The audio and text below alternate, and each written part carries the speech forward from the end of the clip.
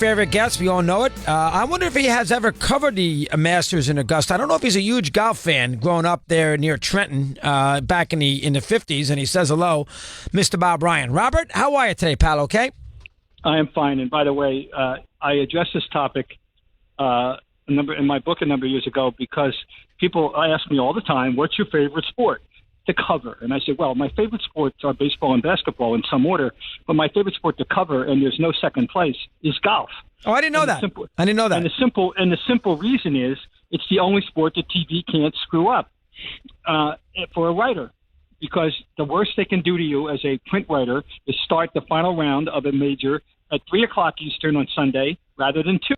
Other than that, they can't impose sunlight, daylight, darkness on you, and you can write what you want because you don't have a deadline problem. Now, this wouldn't matter if I didn't like golf, but I do like golf because I've covered about 18 majors and several Ryder Cups over the 20-year period from 77 to about 17. So, yeah, I do love golf. Shame on me, Bob, not realizing that. And I read your book. You came in there. We did interviews and everything else. I don't remember that. Have you covered the Masters or not?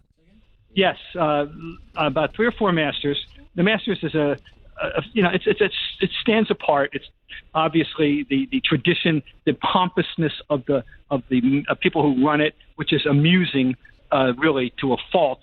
But the fact that they were able to keep it at a reasonable price, parking, I don't know, it used to be free. I don't know if it still is, but the concessions prices were out of the 40s and 50s right up to the last couple of years. I don't know if it's changed since my last visit there, but it's worth it. Any golf fan, it's Mecca. It is. It's the one you want to make. It's the pilgrimage that any golf fan should try to put in his or her, resume. All right, so you enjoyed it that much. All right, have you covered a British Open in Britain? My favorite event in golf is the Open in golf. Brit, I love them, particularly the ones in Scotland. I like the feel there even better. I was a fantasy of mine to get to cover an Open, and I covered 6 of them. And I if there's one thing among the things I miss in this official retirement, I was no longer doing the British Open. The Open, as they say. Wow! So you covered it at St. Andrews, the Old St. Andrews, yep, and Troon, and the Belfry. No, that was a Ryder Cup. I didn't get to Carnoustie. That's what that was unfortunate. I didn't get to Carnoustie. But Royal Liverpool and Royal St. Anne's. I just wish I'd gotten to Carnoustie, but that was not in the rotation when I covered. All right, so you did love the pompousness and the green jacket nonsense, and it is civil, so you do like that. Well, I read a tweet today from my friend Tim Calishaw. He got admonished for wearing a hat somewhere in there at a quote at lunch, and I don't know whether he was in a formal restaurant with napkins and silver and butlers, but that's kind of typical of the way that they act down there. But it's their baby. They created it. It was created by the Georgia local aristocracy, and it's still run by Georgia aristocracy, and that's their tournament. And you don't like it, don't come. They're not phonies about it. They don't ask for if you want to come, great. If not, right. Put it on TV. And by the way, yep, you're not a fan if you Chris. You're a patron. Yeah, I know. Oh, they hate that. Okay, ask Gary. Remember that. Gary McCord. Who can forget? Gary McCord. That's because he called it a mob. Right, he called it a mob. I think Jack Whitaker got in trouble for that too, if I'm not mistaken. Did he not? Of all people, you're correct. Jack Whitaker did, yes. So anyone the Queen Elizabeth could run afoul of them if she would have something they didn't like. I don't know if you've read it yet. I had them both in studio here on Monday, Catane and Benedict. That Tiger Woods book, you probably haven't gotten through it, is as good a sports book as I've ever read. A great, great book. They did a great job on the air for 1 hour and 15 minutes. Did you read that yet? Your thoughts on that for a second? Not yet. But, boy, I read the review in the New York Times, and I said, oh, boy, this is on my list. And I do know Armand. I don't know his collaborator, but I know Armand from way back, and he's a terrific journalist, and therefore I am definitely going to get my hands on that book, yes. All right, that's number one. Speaking of books, I had him on here, too. You and I discussed this about 2 months ago, last time you visited. The Yawkey book by Bill Nolan is one hell of a book. What's your take on that for a sec? I haven't seen it either, and I want to because it's such a hot topic in Boston.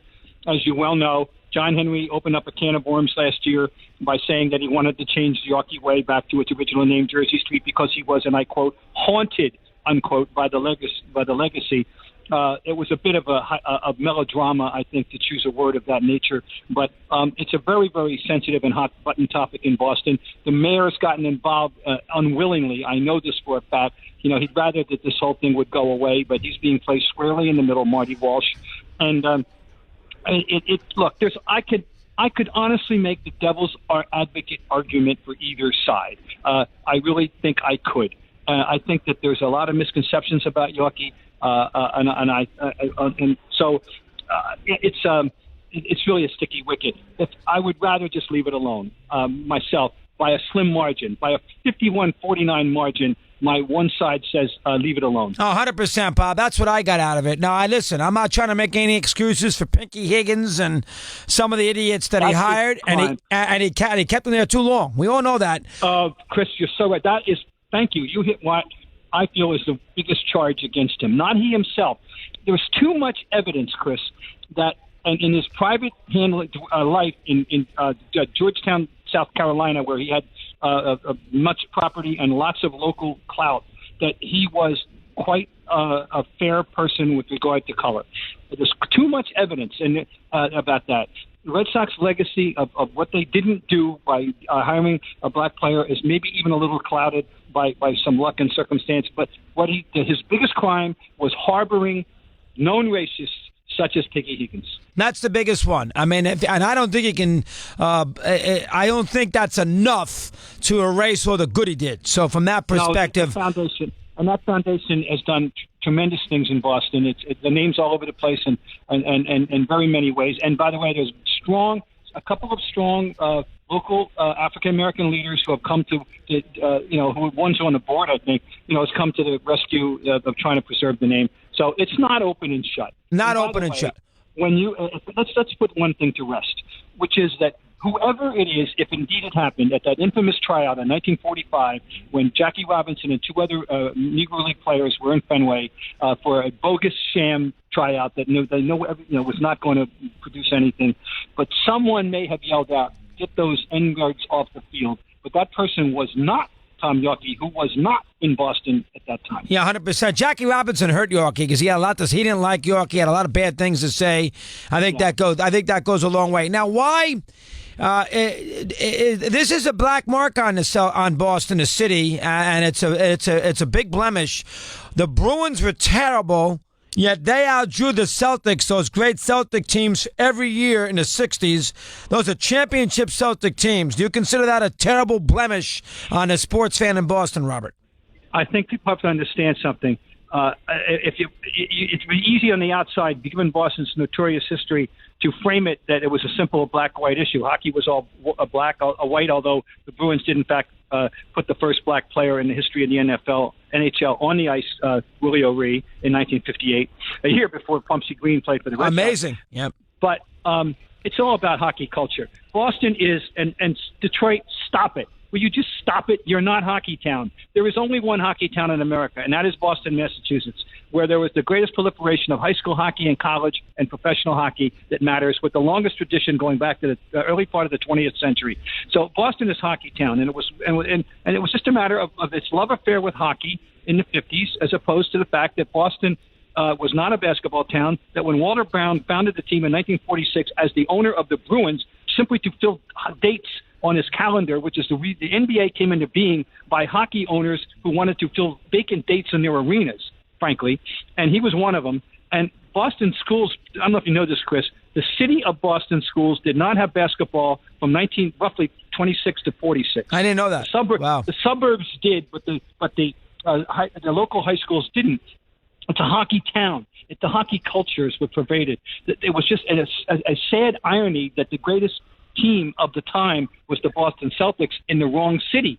Can you imagine, and if that team had been in New York, how much quicker the NBA would have gone into prominence had that Celtics of Russell been in New York rather than Boston? Yeah, fair point. If I went to a regular season game in Boston 1963 and they were playing the Cincinnati Royals on a Sunday afternoon. Would it be sold out? Attendance 5463. That's what I would say. Something like that. 13909 building. Yeah. 5,000. Right. 5,000. Chris, I arrived a year later in 1964 as a student at Boston College from Trenton, New Jersey. I went to my first Celtics game at opening night in 1964, and it was not sold out. I still have this ticket stub from that game. I had my picture taken at that seat the night that they took up the last floor of the old Garden in 1995. They would not sell out during the season unless it was the Sixers with Wilt or maybe the Lakers with Elgin and Jerry. Other than that, they would not sell out. And then in the playoffs, it was kind of Frank DeFord, the late, great Frank DeFord, wrote that there were two great traditions in March in Boston, the Lent and the Celtics. And that something, words to that effect. They would draw and sell out in the playoffs. Every game, Bob? Every game? No, not every game. And by the way, I was able to obtain tickets for Game 7 in 1966 as a Boston College student, Red's last game, because the Game 6 with the Lakers was in Los Angeles. And they created Game 6 by beating the Celtics. I know Goodrich had a great game, and there were tickets available for Game 7. So we had a dorm lottery. And we picked one guy would go down and sleep overnight at the Boston Garden. That's what you did in those days. You slept overnight at the Garden, and then you bought your tickets the next day. And it was a 4-ticket allotment. And we had a lottery. And I was one of the lucky ones who got one of those lottery tickets when we ran a dorm lottery. So I was able to go to that game. And I have that ticket stub, too. And that was $3, by the way, for Game 7. Wow. So you were able to get a lottery ticket for Game 7 of the NBA championship in 1966. Wow. Mm-hmm. Wow, that's the way. That's how it worked. Yeah. All right. So that did not change until when? Cowens and how that team. When Cowens was, then here we go with the race thing. And by the way, I'm not going to deny it. There's no question that Dave Cowens' pigmentation, attracted fans who previously had been, neutral or indifferent, maybe to the Celtics. I must admit that. And that team started. I remember though, Chris. I started in 1969. They averaged about 8,000 that year, and they didn't make the playoffs that year. And when Cowens came, I remember thinking, my God, if they could ever average 10,000, wouldn't this be great? And then of course, they managed to get into the point where they won 2 championships in '74 and '76, and then they were starting to average maybe in the 15,000. They would average 13 or 14. They'd sell out every playoff game. And then it dipped again, and then came Bird, and then that, and the rest is history. The rest is history. All right, now he's coming in studio here on Monday, so it's a book I would read anyway, because it's a little before my time. I didn't see him far from his prime, but he's one of those guys who's very underrated. New book called Hang Time with Elgin Baylor. Are you familiar with that? Well, I know that. Bijan Bain has written a biography of Elgin Baylor already that I wrote the forward to, so I'm not familiar with who's writing this. Oh, who wrote a book on him? I'm sorry, who did? Bijan Bayne.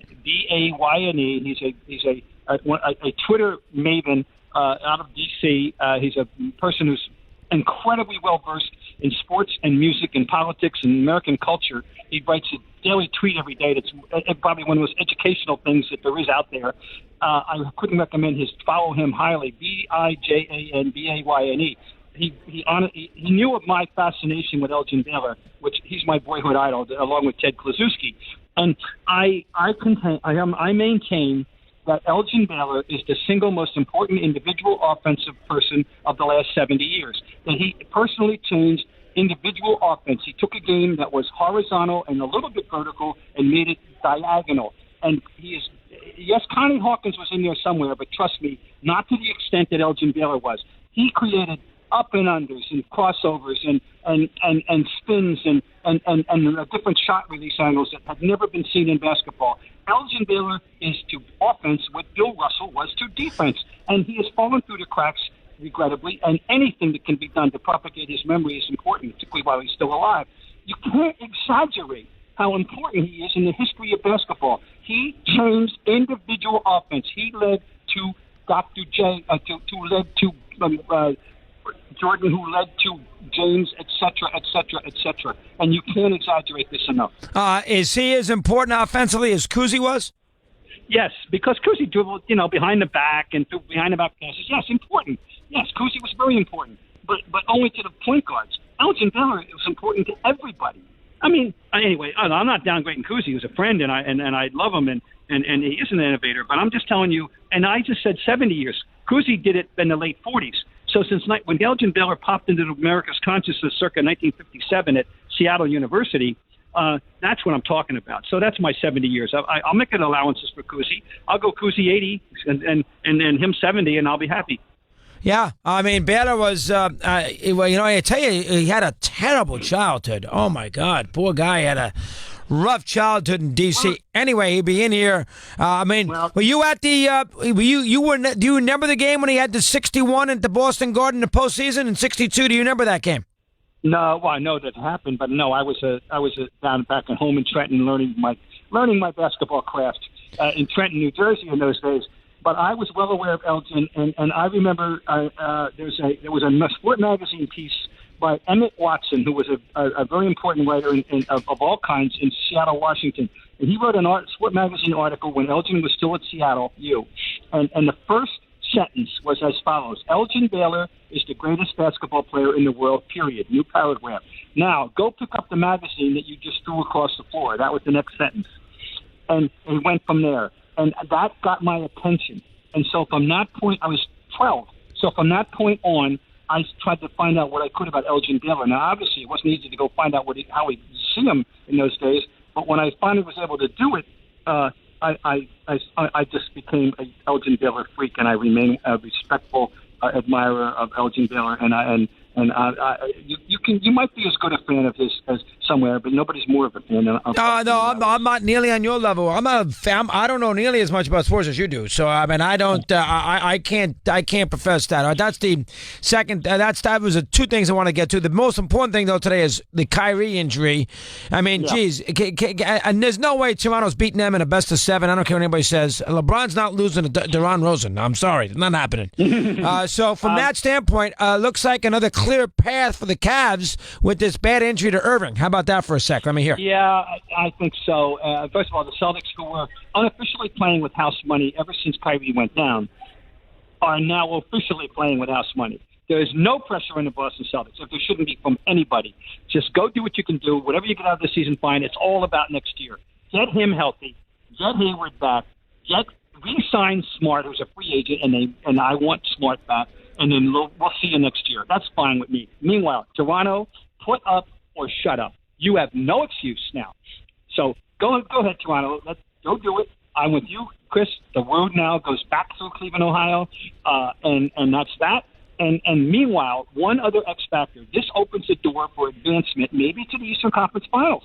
Maybe to the finals. But you know what I'm going to say? Philadelphia? Yes, sir. If Embiid comes back the way he was, let's hope he does, because it's only fair. They're eight deep with what good pickups by Bellinelli of Bellinelli and Ilyasova. That's a nice team. So the door's open for them to advance farther. The door's open for Toronto to put up or shut up. And Boston's out of the mix. They're just is this? I'm not worried about it. Has Stevens, based on the fact he somehow won 53 games with this team, is this his best coaching job with all these injuries? Yep, sure is. I mean, we can talk coach. He's in the mix for coach. He should definitely be in the mix for Coach of the Year. But whether he gets it or not doesn't matter ultimately to him. His respect among his peers is enormous. And I'll tell you what. Imagine, Chris, if he were a coaching free agent at the end of this season, and imagine if there's a coaching vacancy in New York City, what he would be worth. And, I'm just saying, if he were a coaching vacancy, if he were a free agent, he would be the LeBron James of coaching free agents at this moment. He isn't, and he's not going anywhere, but I'm just saying, they're so lucky to have him. Well, the thing that worries me a little bit about, and I love him, he's my favorite coach, what worries me a little bit about him is I could see him going back to college here. Now, you see him every day. I don't. Yeah. I wonder if he's wrapped up in it 82 games a year. College, he can have a little bit more impact. Does he love coaching the NBA game? I think he really does. The fact that he is here at all shocked a lot of people who didn't know that he had very secretly harbored an interest in doing this. Yeah, you know, and I know that 5 years ago, everyone would have projected his ultimate destiny would have been Bloomington, Indiana. That's what they all thought in Indiana, that he'll waltz down the road of I-37, US 37, and go to Bloomington. But didn't happen that way. Shocked the world that he would become a pro coach at age 36. And and, you know, when we thought he was going to be college basketball for life.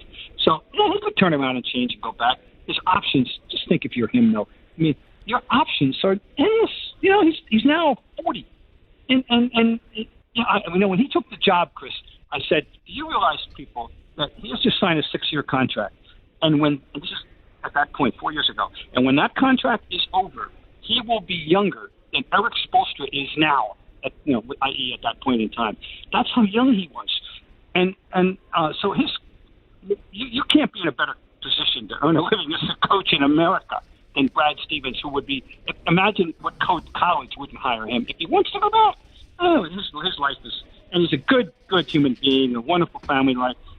You'd like to be, none of us would mind being Brad Stevens. Oh, I agree. Now, I think Jay Wright would be a great NBA coach, too. I think he's almost got it too good at Villanova to leave. What's your take on him if he decided to coach in the NBA? Yeah.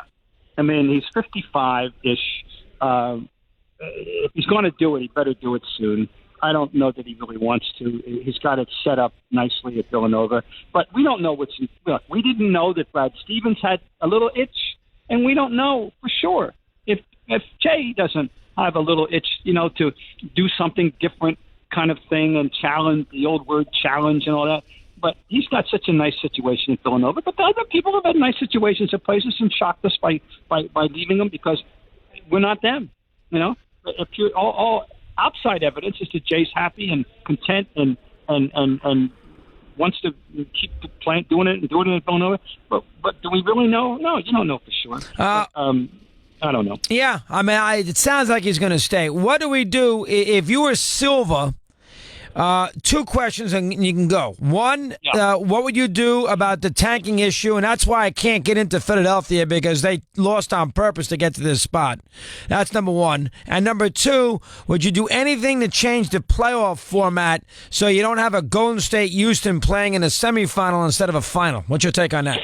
I don't want to mess with. All right, I'll go with the second one first. I've always been resistant. I always think that things are cyclical enough that I would be resistant to making changes of that nature. The East-West thing has worked reasonably well over time. Right now, the West is dominant. 2 Western teams, as I speak, will not get in the playoffs with winning records, which speaks to that imbalance a little bit. But I don't want to mess with that. I'm okay with it. I can live with that. Number 2, the only way, and I know of, that I can see to discourage the tanking is to have a completely change in the lottery system, or a very radical one, to increase the number of teams who could get the number 1 pick and discourage people from trying to be the very worst.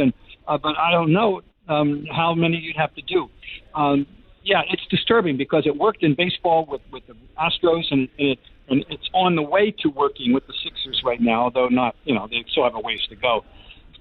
But, when you figure that they won 37 games in 3 years, that's pretty painful to put your money down for that. You really have to love the game to invest in a team that is going to stink to the degree of winning 10 games, which they did one year. But now, it all peaches and cream now. That team is fun. Yeah, fun to watch. But it's distasteful. Every commissioner must hate it. The 2 must have to hate it, I would think. So expand it. Well, the difference is in baseball that one player doesn't come in and change the way you play. You still got to go to the minor leagues. So you can get all the number 1 picks you want. There's still no guarantee they're going to make it. See, in basketball, that top couple of picks, they are difference makers. And so that basketball, it's much easier to tank than it is in the baseball because, even if you get the number 1 pick in baseball, a kid's a high school kid, he's got to go play minor league baseball for 5 years. The number 1 pick in the NBA turns out to be a difference maker. So it's a major problem. Yeah, you're right. And take a look at Philly. They've got 2 potentially transformative players out of this in Embiid and Simmons. And then we don't know what Fultz is going to be. We'll see. Who knows? Fultz might turn out to be everything. He was the first pick. kid gets the stuff straightened out, maybe next year. My God, Yeah. Yeah, you're right. It's not. You're right. Basketball is totally different. But give Chicago credit for making great decisions. They did. You don't always pick the right guy, but they picked the right guy. And Houston made some great decisions too. Some people blow that pick, and no matter what sport it is. Look at the Cleveland Browns. We're going to go any further than that. Right, and I'll believe, and the Astros are different. They did a good job, and I'll believe in the Rockets when I see them stop somebody with the game on the line. As simple as that. Well, I'll believe that's what I'm going to believe in. Harden, who I never trust in a big game, and I like D'Antoni. He's fun in the regular season, but let me see D'Antoni's team win a 78-76 game with the season on the line. With 2 minutes to go, let me see them get a couple of stops to win a championship. That's what I believe in the Houston Rockets. How about that? Yeah, I think I will just not. I'll go more on accentuate the positive. You can accentuate the Houston negative, and I'm going to go. I'm with you on that, but I'm more into. I still think that the core four of the Warriors, healthy, playing well, will beat anybody breathing today. I think they need them all healthy though, and we don't know where Curry is, and so. But if they're all there, ready to go in the second round. Then I still like them. I'm still picking them. I agree, Tom. I just thought of the one last thing. The NHL, you got the Bruins. Their playoff system stinks. How in the world do they not ensure that there's a chance that the two best teams in the conference play in a conference final? The fact that the Bruins, Tampa, and Toronto are essentially going to knock each other out before we get to a conference final, to me, is a mind-boggling situation. How about that? Yeah. I'll go ditto. That's wrong. That's completely crazy. When I found out that they might be, having to play Toronto early, I was stunned. And so, I really wasn't paying close enough attention. Wrong. That's wrong. They got to fix that. And, come on, Gary, you're smarter than that. You guys got to do that. You got to do better than that.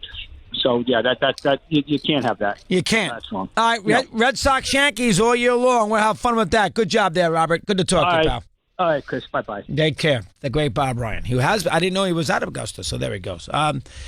Steve was riveted today to that back nine with all the par threes, and he. That's right. There's several of them. and he says, "Hello. How would you assess Tiger's performance at 73?" Yeah, well, he saved himself with a couple of birdies there after 14 and 16. Amen. Corner treated him rather crappily, if that's a word. But you get the idea, as you would say. Is this the guy that hurt his ankle the other day? Yeah, Tony. I can't pronounce his last name. Fanu, is that how you pronounce it? Who got a hole-in-one and twisted his ankle. Yeah, he was he was doing remember the kicker for the Bucks? What was his name? It was jumping up and down. His torn an ACL. I forget now, but right now Grammatica. And right now he's limping around, but he's at -4. Should hurt that ankle more often. So there you have it. Charlie Hoffman. Let's hope not. We have all the updates with Steve with the golf at Augusta. I think he's going to lead with the NBA with another sport he can't. How about matinee baseball? Not even better. Steve's got a sports bite half past on Mad Dog.